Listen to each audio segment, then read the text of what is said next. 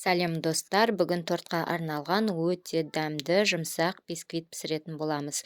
Ол үшін бізге 4 жұмыртқа, 150 грамм қант, 150 грамм ұн, 10 грамм қопсытқыш керек. Алдымен жұмыртқамызды ақуызымыз бен сарыуызымыздан ажыратып аламыз. Қантымызды теңдей 2 бөлікке бөліп аламыз. Ақуызымызға қантымызды салып, миксермен қою болғанша араластырамыз. Ақуызымыз ыдысты төңкерген кезде ақпайтындай болғанша миксермен жақсылап араластырамыз. Сарыуызымызға қантымызды салып, ақ болғанша миксермен араластырамыз. Ұнымызға қопсытқышымызды салып араластырып, сарыуызымызға біртіндеп салып араластырамыз. Одан кейін ақуызымызды біртіндеп күрекшемен салып, жоғарыдан төменге қарай араластырамыз. Міне салмамыз осындай сұйықтықта болуы керек.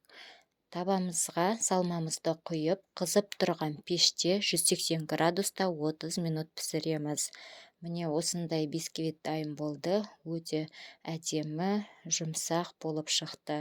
Енді осы бисквитімізді суытып алып, жан-жағын пышақпен кесіп, бірдей етіп жіппен 2 бөлікке бөліп аламыз. Енді тортымызға дайын болды. Лайк басып, подписаться етіп кетіңіздер.